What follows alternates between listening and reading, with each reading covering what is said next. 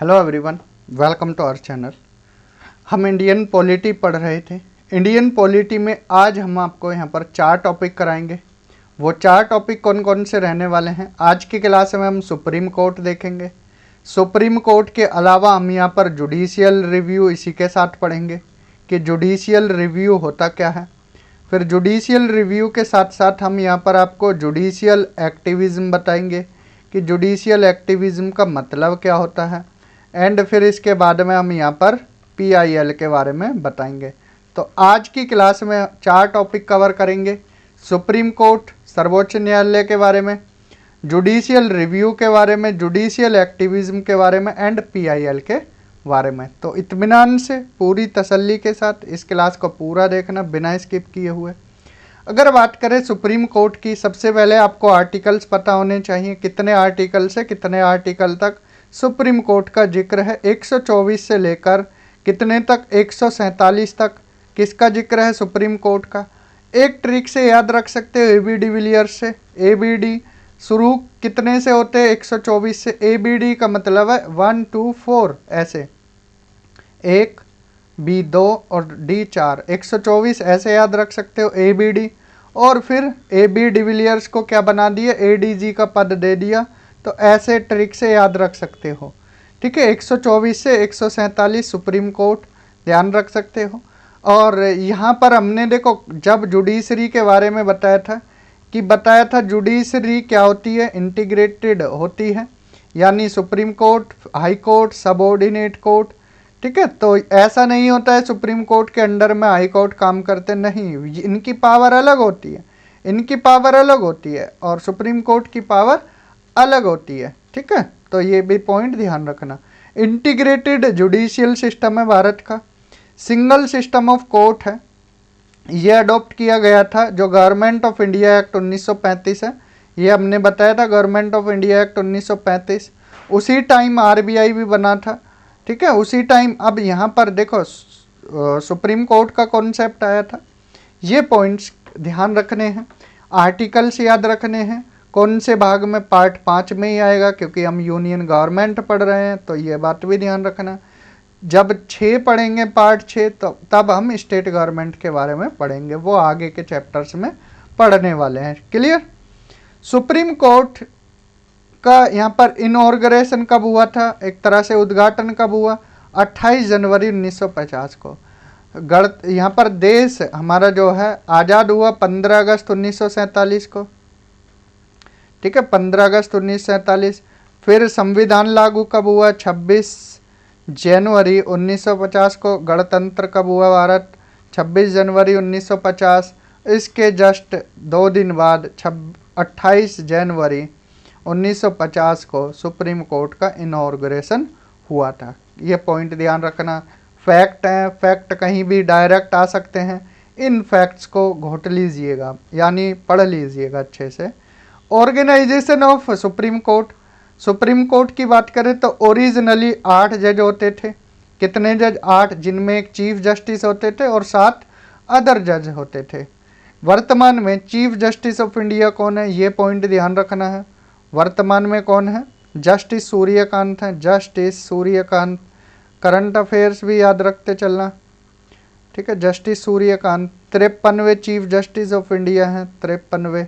ये पॉइंट ध्यान रखना है। 52वें भी याद रखना है। ठीक है, 52वें भी याद रख लेना है, क्योंकि क्रम कभी कभी पूछ लिया जाता है। ठीक है, कौन थे 52वें? बगई साहब थे, BS गवई। सॉरी, बगई नहीं, गवई है। Sorry, BS Gavai.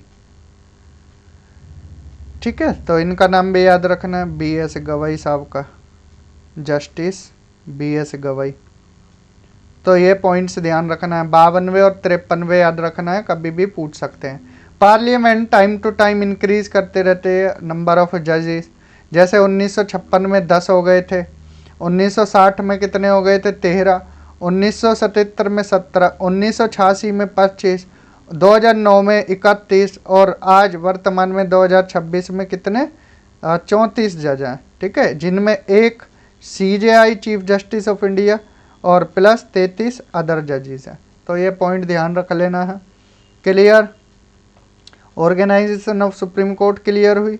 जज की बात करें, अपॉइंट करते हैं कौन? प्रेसिडेंट। ये सवाल आता है कि सुप्रीम कोर्ट के जजों को कौन अपॉइंट करता है, तो कौन करते हैं? प्रेसिडेंट करते हैं, after consultation with chief justice and other जजेस। अगर मान लीजिए किन्हीं जज को अपॉइंट करना है प्रेसिडेंट को, तो यहाँ पर डिस्कशन करेंगे, कंसल्टेशन लेंगे चीफ जस्टिस ऑफ इंडिया से और बाकी अदर जजेस से। क्लियर? तो अपॉइंटमेंट ध्यान रखना प्रेसिडेंट करते हैं, ये पॉइंट क्लियर रखना, एक एक पॉइंट सवाल आते हैं। ठीक है, ये चीफ जस्टिस ऑफ इंडिया है, अपॉइंट किए गए प्रेसिडेंट के द्वारा आफ्टर कंसल्टेशन विद सच जजेस of supreme court and high court as he deemed necessary. ठीक है, प्रेसिडेंट अपॉइंट करते हैं, बाकी कंसल्टेशन लेते हैं अदर जजेस की, चीफ जस्टिस ऑफ। अब यहाँ पर चीफ जस्टिस को अगर अपॉइंट करना है तो बाकी जज हैं जो सुप्रीम कोर्ट के, हाई कोर्ट के, इन सब से डिस्कशन करते हैं। कंट्रोवर्सी हुई थी कंसल्टेशन शब्द को लेकर कि आखिर ये कंसल्टेशन क्यों करते हैं प्रेसिडेंट जब इनको ही चुनना होता है। तो पहला जज केस आया 1982 में।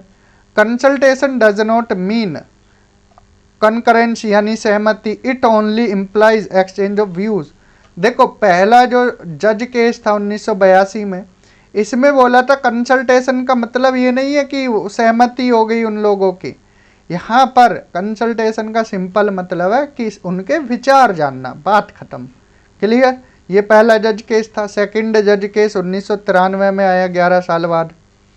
इसमें क्या था? Advice tendering by chief justice is binding on president.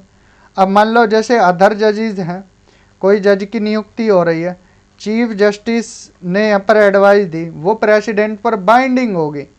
ठीक है, प्रेसिडेंट पर बाइंडिंग होगी। Chief justice would tender his advice after consulting to his senior most colleague. तो वो क्या है, यहाँ पर जो उनकी एडवाइस है, पहले वो कंसल्ट करेंगे सीनियर मोस्ट कलीग से, जो भी उनके कॉलेजियम में होंगे, and revert is earlier ruling and change the meaning of consultation. देखो, पहले जज केस में कंसल्टेशन का मतलब क्या था? सिंपल था कि यहाँ पर सिर्फ उनके व्यूज जानने हैं।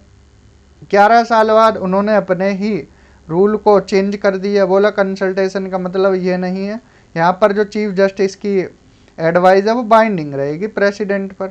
थर्ड जज केस आया फिर 1998 में।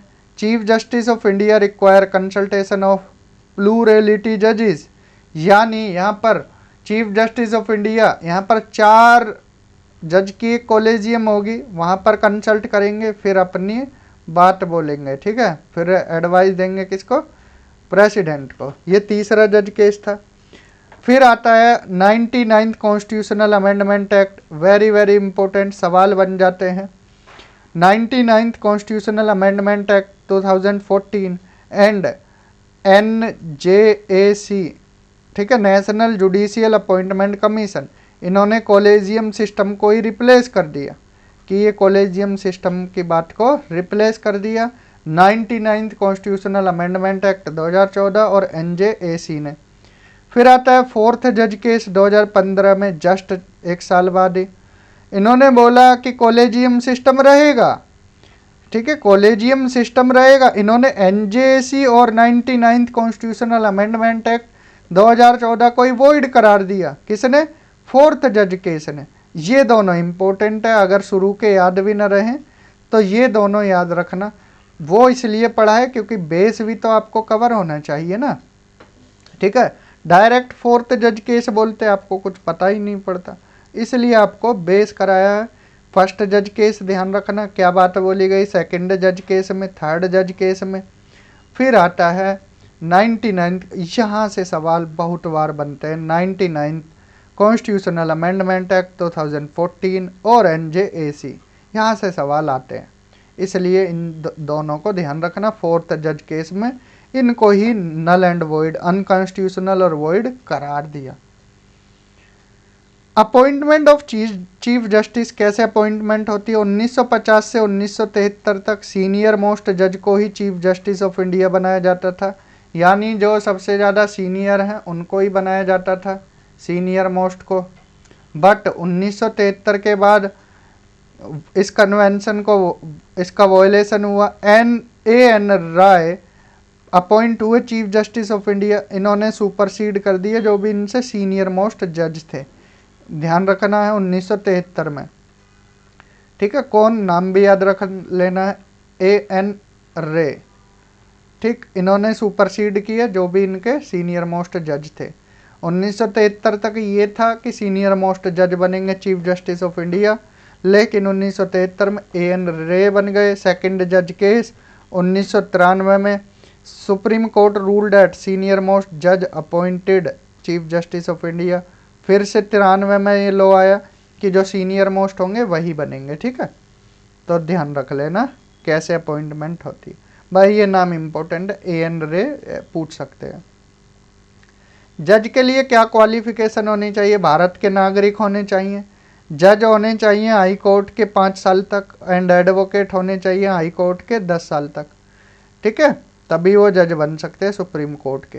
And distinguish jurist in the opinion of president, अब वो प्रेसिडेंट की नज़र में क्या है, जूरिस्ट होने चाहिए। अब ऐसा नहीं कि उन्होंने कहीं ऐसे ही काम किया हो। तो बाकी ये 2 कंडीशन फुलफिल हो गई तीनों, तो उनको सुप्रीम कोर्ट का जज बना देंगे। ओथ और अफर्मेशन, शपथ कौन दिलाते हैं? प्रेसिडेंट दिलाते हैं, और some person appointed by him for this purpose, president खुद भी दिला सकते हैं या किसी पर्सन को अपॉइंट कर सकते हैं कि आप शपथ दिलवा देना। टेन्योर कितना होता है जज का? फिक्स नहीं है, 3 प्रोविज़न होते हैं, या तो 65 साल पूरी कर लें, या रिज़ाइन दे दे प्रेसिडेंट को, या रिमूव कर दिए जाएं प्रेसिडेंट द्वारा पार्लियामेंट की रिकमेंडेशन पर। ये 3 कंडीशन होती हैं। रिमूवल ऑफ जज कैसे होता है? अगर मिसबिहेव करते हैं, इनकैपेसिटी करते हैं, तो इनको क्या है, रिमूव कर दिया जाता है। किसके द्वारा? प्रेसिडेंट के द्वारा, on the recommendation of parliament. जजेस inquiry act 1968 regulate procedure to removal of जज of supreme court by process of impeachment, ठीक है। तो इनके खिलाफ इम्पीचमेंट ला सकते हैं पार्लियामेंट में। कैसे लाएंगे? अगर किसी जज को हटाना हो, रिमूवल मोशन लाएंगे। 100 मेंबर लोकसभा के द्वारा साइन किए जाना चाहिए और 50 राज्यसभा मेंबर के द्वारा। स्पीकर चेयरमैन को देंगे। स्पीकर चेयरमैन या तो उस प्रस्ताव को एडमिट कर सकते हैं या नकार सकते हैं, ये स्पीकर चेयरमैन के ऊपर है। लोकसभा में स्पीकर और राज्यसभा में चेयरमैन। अगर उन्होंने एडमिट कर लिया, बोल दिया हाँ ठीक है, तो यहाँ पर 3 मेंबर कमेटी बनेगी जिसमें चीफ जस्टिस ऑफ इंडिया रहेंगे, chief justice of high court रहेंगे और डिस्टिंग्विश्ड जूरिस्ट रहेंगे। ऐसे जज जो सीनियर रहे हों, ठीक है। अगर वो कमेटी गिल्टी फील करती है तो मोशन लाया जाएगा। अगर दोनों हाउस में पास हो गया स्पेशल मेजोरिटी से, तो president passes an order removing the जज, तो प्रेसिडेंट फिर ऑर्डर पास कर देंगे कि इन जज साहब को हटा दो। एक इम्पोर्टेंट नोट, आज तक भारत के इतिहास में कोई जज इम्पीच नहीं हुआ है, महाभियोग से नहीं हटे हैं, ठीक है। ये पॉइंट ध्यान रख लेना, क्लियर। तो ये बात ध्यान रखना, आज तक कोई जज हटे नहीं है महाभियोग से, क्लियर। सैलरी और अलाउंसेस ये पार्लियामेंट के द्वारा टाइम टू टाइम डिटरमाइन किए जाते हैं। Acting chief justice president can appoint a जज of supreme court as an acting chief justice of India. कब कर सकते हैं? देखो, president of India chief justice बना सकते किसी भी जज को, कब? जब ऑफिस खाली हो, जब chief justice of India temporarily absent हो या अपना काम करने में फुलफिल ना हो, तब प्रेसिडेंट किसी भी जज को चीफ जस्टिस ऑफ इंडिया बना सकते हैं। फिर एडहॉक जज कौन होते हैं? अगर मान लो कोरम में जज की कमी है तो चीफ जस्टिस ऑफ इंडिया किसी जज को हाई कोर्ट के एडहॉक जज के रूप में ले सकते हैं, एडहॉक जज of supreme court, temporary period के लिए। Consultation chief justice of high court से लेनी ज़रूरी है। भाई किसी आप हाई कोर्ट के जज को ले रहे हैं काम करने के लिए, तो पहले consultation chief justice of high court जो भी राज्य का एंड प्रेसिडेंट की कंसेंट से यहाँ पर एडहॉक जज चुन सकते हैं। रिटायर्ड जज, मान लीजिए कोई जज रिटायर हो गया, सीजीआई ने रिक्वेस्ट की सर आप कुछ कार्य कर सकते हैं। रिटायर्ड जज ऑफ सुप्रीम कोर्ट और हाई कोर्ट टू एक्ट अ जज of supreme court for temporary period, किसी कार्य के लिए उनको यहाँ पर हायर एक तरह से रिक्वेस्ट कर कर बुला सकते हैं, इसलिए रिक्वेस्ट शब्द क्योंकि वो सीनियर है। तो यहाँ भी प्रेसिडेंट की कंसर्ट और जिन पर्सन को अपॉइंट करेंगे उनकी सहमति होनी चाहिए, ऐसा नहीं कि उठा कर ले आए और बिठा दिए। ठीक है। Seat of supreme court Delhi में है, सुप्रीम कोर्ट की सीट, ये ध्यान रखना है। प्रोसीजर ऑफ द कोर्ट, कैसा प्रोसीजर होता है देखो, supreme court approval of president make rule for practice and procedure of court. अब यहाँ पर प्रोसीजर जो कार्य होता है या लॉ बनते हैं कैसे, अप्रूवल प्रेसिडेंट की लेते हैं, ठीक है, सुप्रीम कोर्ट के जज रूल बनाते हैं, प्रैक्टिस और प्रोसीजर करते हैं। कॉन्स्टिट्यूशनल केसेस में ये प्रेसिडेंट के द्वारा बनाए जाते हैं। Constitutional cases made by president under article 143 important है। डिसाइडेड बाय बेंच ऑफ 5 जजेस, तो डिसाइड कौन करते हैं, 5 जज की बेंच डिसाइड करती है अगर कोई कॉन्स्टिट्यूशनल केस राष्ट्रपति के द्वारा बनाया जा रहा है, आर्टिकल 143 में। इंडिपेंडेंस ऑफ सुप्रीम कोर्ट, यहाँ सुप्रीम कोर्ट है, गार्जियन होता है कॉन्स्टिट्यूशन का, गारंटियर है फंडामेंटल राइट का, हाईएस्ट कोर्ट है और फेडरल कोर्ट है, तो इम्पोर्टेंट है। ठीक है, संविधान की रक्षा, फंडामेंटल राइट की रक्षा सुप्रीम कोर्ट करता है। मोड ऑफ अपॉइंटमेंट रिवीजन के लिए याद रखना, प्रेसिडेंट करते हैं अपॉइंटमेंट। स्क्रूटनी ऑफ टेन्योर, अगर मान लो हटाना है तो रिमूव किए जाते हैं किसके द्वारा, प्रेसिडेंट के, लेकिन आज तक कोई सुप्रीम कोर्ट के जज पर महाभियोग लगकर हटाया नहीं गया। Fix service condition parliament decide करती है, सैलरी अलाउंसेस भी पार्लियामेंट डिसाइड करती है। Expense charge on consolidated fund, salary वगैरह कंसोलिडेटेड फंड ऑफ इंडिया से मिलती है, तिजोरी पढ़ाई थी 3, तो कंसोलिडेटेड फंड ऑफ इंडिया से। कंडक्ट ऑफ जजेस कैन नॉट बी डिस्कस्ड, ठीक है, पार्लियामेंट में ये कोई डिस्कशन नहीं कर सकते। रिटायरमेंट के बाद यहाँ पर प्रैक्टिस नहीं कर सकते अगर रिटायर हो गए तो। Power to punish for its contempt, punish करने की पावर है। Freedom to appoint its staff, अपना स्टाफ रख सकते हैं। Jurisdiction can not be curtailed and सब अलग होते हैं एग्जीक्यूटिव से, ये ध्यान रखना है। ठीक है, आर्टिकल 50 डीपीएसपी, ठीक, ध्यान है ना, या भूल गए, याद रिवीजन करते रहना, अगर रिवीजन नहीं करोगे भूलते चले जाओगे पीछे की चीज़ें, तो रिवीजन मस्ट है। तो लेजिस्लेचर में हमने देखा लोकसभा, राज्यसभा, प्रेसिडेंट। एग्जीक्यूटिव में हमने देखा यहाँ पर council of ministers, head PM होते हैं। जुडिशरी में सुप्रीम कोर्ट, हाई कोर्ट, और यहाँ पर जो स्पेशल मतलब हाई कोर्ट के नीचे जो और कोर्ट होते हैं सबऑर्डिनेट कोर्ट, वो पढ़ेंगे। ठीक है, तो क्लियर, इस तरह से हम आगे बढ़ रहे हैं। Jurisdiction and power of supreme court, Alladi Krishnaswami Iyer ने क्या बोला, the supreme court of India has more power than any other supreme court in any part of the world. तो दुनिया में सबसे ज़्यादा power supreme court of India के पास है बाकी अदर कोर्ट के मुकाबले। अल्लादी कृष्णा स्वामी अय्यर ने ये लाइन बोली है। Power of supreme court, original jurisdiction, original का मीन्स होता है the power to hear such dispute in the first instance.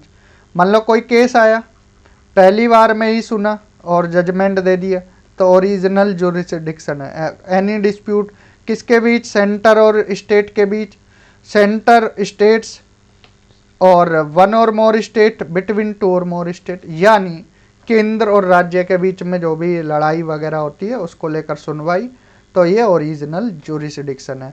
Writ आपको पढ़ाई थी, आर्टिकल 32 सुप्रीम कोर्ट। ठीक है, कोई भी पर्सन डायरेक्ट सुप्रीम कोर्ट जा सकता है। ओरिजिनल जुरिस्डिक्शन एक्सक्लूसिव होता है, यहाँ पर रिट एक्सक्लूसिव नहीं होती, यहाँ पर हाई कोर्ट भी इशू कर सकता है। देखो, एक्सक्लूसिव का मतलब होता है अगर इनकी लड़ाई होगी, ओरिजिनल जुरिस्डिक्शन है, सेंटर और स्टेट में मतभेद है, तो वो जाएंगे सीधा सुप्रीम कोर्ट, हाई कोर्ट में थोड़ी सुनवाई होगी।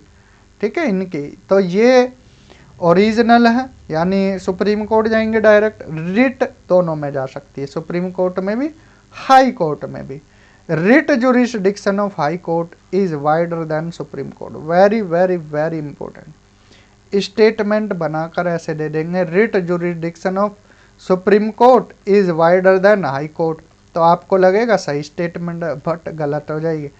रिट जुरिस्डिक्शन हाई कोर्ट की बड़ी होती है as compare to supreme court. Clear? चलो, यहाँ अपील के through appellate jurisdiction, supreme court is primarily a court of appeal and hears appeal against the judgments of lower court. अब देखो, पहले कोई केस था हाई कोर्ट में था, ठीक है, यहाँ पर फिर बाद में आया कहाँ, सुप्रीम कोर्ट में, तो इसको बोलते हैं एपिलिएट जुरिस्डिक्शन। ओरिजिनल हुई डायरेक्ट सुप्रीम कोर्ट आई, डिस्कशन हुआ, फैसला सुनाया। रिट हाई कोर्ट जा सकती है, सुप्रीम। अपीलिएट हाई कोर्ट पहले छोटे कोर्ट में होगी, फिर हाई कोर्ट, फिर सुप्रीम कोर्ट। अपील कर कर कर ऊपर अपील के थ्रू आई है, ठीक है। सबऑर्डिनेट कोर्ट था, सबऑर्डिनेट कोर्ट से कोई केस हाई कोर्ट गया, फिर सुप्रीम कोर्ट गया। क्लियर? तो appeal in constitutional matters, appeal in civil matters, appeal in criminal matter, appeal by special leave, ये 4 मैटर पर अपील कर सकते हैं। Advisory jurisdiction, important president article 143 के तहत seek the opinion of supreme court in 2 categories of matter, 2 category के matter पर opinion ले सकते हैं प्रेसिडेंट 143 आर्टिकल के तहत। 2 कौन कौन से हैं वो, पहला और दूसरा। पहला देख लेते हैं पहले। On any question of law और fact of public importance which has arisen और which is likely to arise. अब देखो, जैसे कोई पब्लिक इंपॉर्टेंस से लेकर मैटर है, मुद्दा है यहाँ पर, ठीक है, तो यहाँ पर डिस्कशन कर सकते हैं, इसमें मना भी कर सकते हैं और दे भी सकते हैं परमिशन, ठीक है। तो यहाँ पर है president seek the opinion of supreme court in 2 categories of matter. तो प्रेसिडेंट सलाह लेते हैं सुप्रीम कोर्ट की, अब सुप्रीम कोर्ट मना भी कर सकती है और जो सलाह है उसको दे भी सकती है, पहला। दूसरा, कोई डिस्प्यूट है, प्री कॉन्स्टिट्यूशनल ट्रीटी, एग्रीमेंट, और कॉन्विनेंट, एंगेजमेंट, सनद और कोई भी और इंस्ट्रूमेंट से संबंधित है, तो सुप्रीम कोर्ट इसमें मना नहीं कर सकता क्योंकि ये देश से संबंधित है, ठीक है। तो ये इम्पोर्टेंट है, इसमें मना कर सकते हैं, इसमें करना ही करना। In both cases opinion only advisory है, बात प्रेसिडेंट की मानी जाती है, मतलब प्रेसिडेंट ही फैसला करते हैं, सुप्रीम कोर्ट से बस एडवाइज ली जाती है, इसलिए एडवाइजरी जुरिस्डिक्शन है, यहाँ पर बस इनकी एडवाइज ली जा रही है, बाकी प्रेसिडेंट आर्टिकल 143 का यूज़ करते हैं। क्लियर?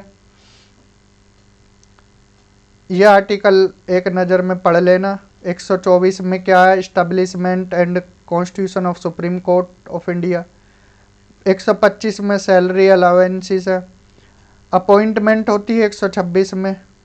127 में एडहॉक जज की बात बोली गई है। 128 में रिटायर्ड जज को ले सकते हैं।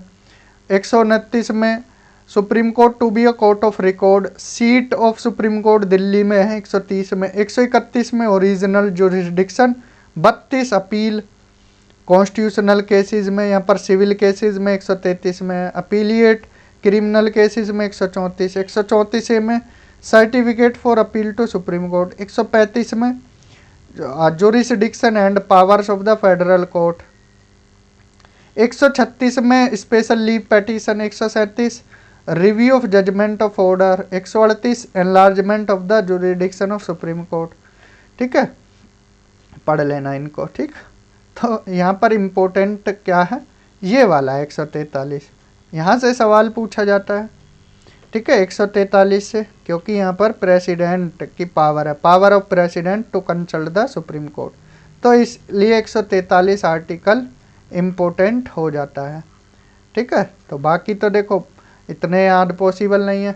124 से आपको ट्रिक बताई कौन सी, AB डिविलियर्स को ADG पद पर नियुक्त कर दिया, तो AB डिविलियर्स यानी 124, ADG यानी 147। ठीक है, ऐसे याद रख सकते हो। 144 से 147 तक सुप्रीम कोर्ट का जिक्र है। क्लियर? तो ट्रिक भी काम आ जाती है कभी कभी। तो ये हमने सुप्रीम कोर्ट के बारे में देखा था, स्थापना वगैरह सब बताया। सर्वोच्च अनुच्छेद है, पढ़ लेना। नियुक्ति कैसे होती है, ये संरचना देखो, ध्यान रखना, हमने बताई थी ना 34 हो सकते हैं, ये सवाल आ सकता है और आ भी रहा है बाकी अदर एग्जामों में। तो एक मुख्य न्यायाधीश और 33 और जज हो सकते हैं, तो चेंज होती रहती है टाइम टू टाइम, तो ये भी ध्यान रखना प्रेसिडेंट द्वारा किया जाता है। तो 34 है इस टाइम। योग्यता बताई, कार्यकाल बताया, हटाने की प्रक्रिया बताई, रिट वगैरह बताई, सर्वोच्च न्यायालय की शक्तियाँ, महत्वपूर्ण तथ्य। अब देख लेते हैं जुडिशियल रिव्यू। जुडिशियल रिव्यू ये कॉन्सेप्ट है यूएसए का, डेवलप्ड हुआ था यूएसए में। पहली बार प्रोपाउंडेड कब किया गया, केस पूछ सकते हैं, मरबरी वर्सेस मेडिसन केस 1803 में। इम्पोर्टेंट है, आपसे पूछेंगे कि जुडिशियल रिव्यू कहाँ से लिया गया, यूएसए से। कौन सा केस था, Marbury versus Madison case. India में जुडिशियल रिव्यू सुप्रीम कोर्ट और हाई कोर्ट दोनों अप्लाई कर सकती हैं। सुप्रीम कोर्ट डिक्लेयर कर सकती है and as a basic feature of constitution. अब देखो सिंपल आपको समझाते हैं। सेंट्रल गवर्नमेंट है, सेंट्रल गवर्नमेंट, हमने बताया एग्जीक्यूटिव भी है, कार्यपालिका, जी सर बताया, लेजिस्लेचर भी है यानी लोकसभा राज्यसभा, जी सर बताया आपने। तो एग्जीक्यूटिव लेजिस्लेचर जब अपने दायरे से बढ़कर काम करें, इन्होंने क्या अपना दायरा पार कर दिया, ठीक है, दायरा पार कर दिया, तो इंटरवीन कौन करेगा, भैया सुप्रीम कोर्ट ही तो करेगा कि सर रुक जाओ, इतना आगे मत भागो ना, तो सुप्रीम कोर्ट रोकेगा। इसी को जुडिशियल रिव्यू बोलते हैं, सिंपल भाषा में समझ आया। जब एग्जीक्यूटिव और लेजिस्लेचर अपने दायरे से आगे बढ़कर काम करते हैं तो सुप्रीम कोर्ट इंटरवीन करती है। क्लियर, यही है बेसिक फीचर है कॉन्स्टिट्यूशन का judicial review. Can not be curtailed और excluded even by constitutional amendment. Constitutional amendment से जुडिशियल रिव्यू को नहीं हटा सकते, ना ही इसमें अमेंडमेंट कर सकते। मीनिंग समझ आया, वही बताया, power of judiciary to examine constitutionality of legislature enactment or executive order. If they found violative of constitution, they can be declared as illegal, unconstitutional, invalid. अभी आपने केस सुना होगा, यूजीसी एक्ट आया था, अमेंडमेंट हुआ था उसमें, यूजीसी एक्ट में, तो काफ़ी जगह बवाल भी हुआ। फिर यहाँ पर सुप्रीम कोर्ट आया, सुप्रीम कोर्ट ने उस पर रोक लगा दी। तो यही एक जुडिशियल रिव्यू है, ठीक है, ऐसे समझ सकते हैं। जब लगे सुप्रीम कोर्ट को कि ये कार्य दायरे से बाहर जा रहा है तो उसको रोक सकते हैं। क्लियर, चलो केस पूछ सकते हैं आपसे। जस्टिस सैयद शाह मोहम्मद कादरी, ये क्वेश्चन आया है तो इनका नाम याद रखना है। इन्होंने जुडिशियल रिव्यू को 3 कैटेगरी में डिवाइड किया, बस ये ध्यान रख लेना है। मोहम्मद कादरी साहब को जस्टिस सैयद शाह मोहम्मद कादरी, ठीक है, कादरी साहब का बस नाम याद रख लेना, ठीक। 3 तरह का बताया, of constitutional amendment, legislature of parliament and state legislature of administrative action of union and state authorities under state. तो जुडिशियल रिव्यू को 3 पार्ट में 3 कैटेगरी में डिवाइड किया, तो ये तीनों कैटेगरी ध्यान रखना है। Supreme court use judicial review का यूज कहाँ कहाँ किया, एक बैंक नेशनलाइजेशन केस 1970 में, केशवानंद भारती केस 1970 में, और सो ऑन, आगे भी केस होते रहेंगे। तो 2015 में सुप्रीम कोर्ट ने 99 कॉन्स्टिट्यूशनल अमेंडमेंट एक्ट 2014 को और एनजेसी एक्ट 2014 को, ये 2014 है, इन दोनों को अनकॉन्स्टिट्यूशनल, नल और वॉइड करार दिया था। तो ये ध्यान रखना। Constitutional provision for judicial review, article 13 हमने बताया था किससे संबंधित है, लॉ से। 32 रिट से संबंधित है। 131, 136, 143 प्रेसिडेंट हैं यहाँ पर। 226, 227 हाई कोर्ट से संबंधित। 45, 46, 51, 54 एंड 372 ये आर्टिकल्स जुडिशियल रिव्यू से संबंधित हैं। ठीक है, जुडिशियल रिव्यू क्लियर हुआ। यही मतलब है, सारी चीज़ें यहाँ बता दी हैं। अगला है जुडिशियल एक्टिविज्म, इसका मीनिंग ध्यान रखना। जुडिशियल एक्टिविज्म का मतलब है refers to the proactive role of the judiciary in protecting constitutional values, fundamental right and public interest through interpretation of the constitution. Objective यहाँ पर to ensure justice, protect fundamental right and make the government accountable. ठीक है, अब यहाँ पर देखो judicial review की तरह ही है यहाँ जुडिशियल एक्टिविज्म भी। तो इसका मतलब है प्रोएक्टिव रोल है किसका, जुडिशरी का। किसको प्रोटेक्ट करते हैं, constitutional values, fundamental right, public interest, किसके through, through interpretation of the constitution. Objective ensure करते हैं जस्टिस को, प्रोटेक्ट करते हैं फंडामेंटल राइट को, गवर्नमेंट को अकाउंटेबल बनाते हैं। आर्टिकल 32, 226, 136, 141, 142 इनमें जिक्र है इसका। की इंस्ट्रूमेंट PIL, जिसके थ्रू आप क्या कर सकते हैं, which allow any individual to approach the court for public welfare. आपको लगता है आपका हनन हो रहा है किसी चीज़ का, आप PIL दाखिल कर सकते हो। पब्लिक इंटरेस्ट लिटिगेशन कोई भी एक पर्सन कर सकता है। Area of application environmental protection, human right, administrative accountability, social justice. Role क्या रहता है जुडिशरी का, कोर्ट इंटरप्रेट करता है constitution broadly and sometime issue guideline to the government. Importance क्या है, डेमोक्रेसी को स्ट्रेंथन करता है, सिटीजन के राइट को बचाता है, प्रोटेक्ट करता है और एंश्योर करता है कॉन्स्टिट्यूशनल गवर्नेंस को। रिजल्ट, कोर्ट में डायरेक्ट द लेजिस्लेचर और executive to take necessary action for public welfare. Criticise क्यों किया जाता है, sometime criticise and interference in the function of the legislature, इसलिए किया जाता है कि कोर्ट अपनी पावर का मिसयूज कर रहा है। ठीक है, कोर्ट हमें काम करने से रोक रहा है, इसलिए इसका क्रिटिसिज्म भी देखने को मिलता है। Judicial activism reflect the active role of judiciary in governance and protection of right. It mainly exercise by supreme court of India and high court of India. PIL एक हथियार है जिसके तहत आप one of the most important tool of judicial activism, यानी कोई भी individual, कोई भी एक पर्सन कोर्ट जा सकता है। ठीक है, ये मान लो आप हो, आपका वायलेशन हुआ, आप सीधा सुप्रीम कोर्ट जा सकते हो। ठीक है, ये हिंदी में पढ़ लेना इसको। एक और टॉपिक है, ये इन दोनों में अंतर है, जुडिशियल रिव्यू और जुडिशियल एक्टिविज्म में थोड़ा सा बता देते हैं। Judicial review, power of court to examine the constitutional validity of laws and executive action. और इधर जुडिशियल एक्टिविज्म में active role of judiciary in protecting right and promoting justice through progressive interpretation of the constitution. यहाँ सक्रिय व्याख्या कर जनित और अधिकारों की रक्षा करता है। ये कॉन्स्टिट्यूशनल पावर है जुडिशियल रिव्यू, और ये जुडिशियल फिलोसफी और अप्रोच है। ठीक है, यहाँ आर्टिकल 13, 32, 226 आते हैं, यहाँ 32, 226, 142 आते हैं।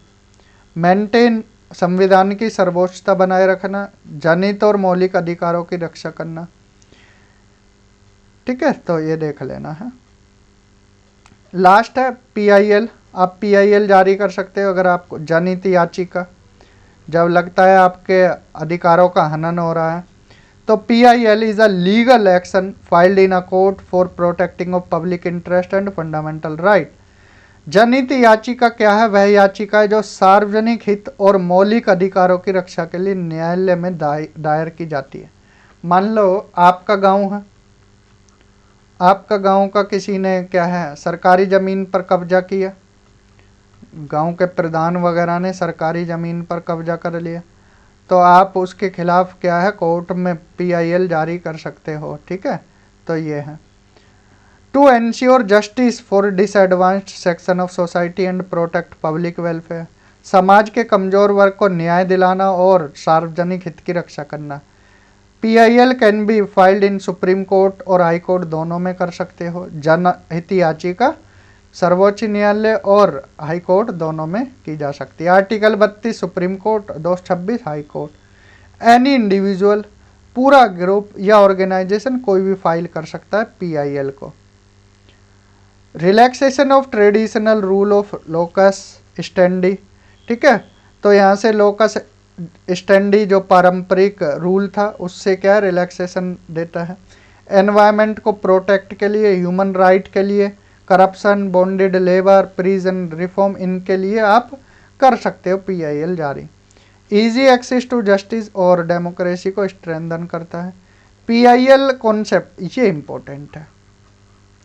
भारत में PIL का concept justice PN Bhagwati, justice VR Krishna Iyer के द्वारा प्रमोट किया गया। ये दोनों नाम याद रखना है, इसलिए एक एक पॉइंट, ये पॉइंट इम्पोर्टेंट है, पूछ सकते हैं। समटाइम मिसयूज़ भी कर दिया जाता है पॉलिटिकल मोटिव या पब्लिसिटी के पर्पज से।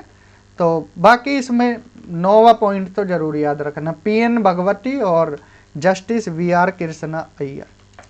तो आज हमने 4 टॉपिक देखे, supreme court, judicial review, judicial activism और PIL। तो चारों में कोई दिक्कत हो आप कमेंट कर देना, आपके डाउट को लिया जाएगा। बाकी आप ज्वाइन कर सकते हो। टारगेट है हमारा UPPSC GDC बैच है। यहाँ पर हम आपको GK GS करा रहे हैं। हिस्ट्री कंप्लीट हो चुकी है आपकी, हिस्ट्री के बाद हमारी ज्योग्राफी कंप्लीट हो चुकी है। पॉलिटी भी अब आधी हो गई है, बस ख़त्म होने वाली है, कुछ ही टॉपिक बचे हैं।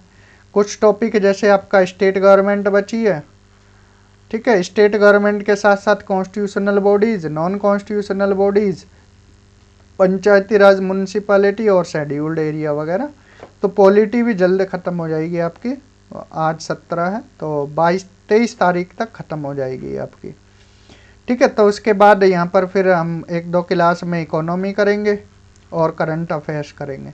तो आपका कोर्स अप्रैल एंड तक या 5-10 मई तक ख़त्म हो जाएगा। बाकी 20-25 दिन आप अच्छे से रिवीजन करना सारे टॉपिक्स को। सिलेबस को ध्यान में रखते हुए पूरा यहाँ पर ये बैच चलाया गया है। जनरल साइंस देखो यहाँ पर हिस्ट्री कंप्लीट, ये geography complete, Indian polity complete होने वाली, इकोनॉमी, फिर करेंगे आपका करंट अफेयर और ये जनरल साइंस और मैथ वाला पोर्शन एंड में करेंगे, ठीक है। तो नोट्स और क्लासेज यहाँ आपको मिल रही हैं।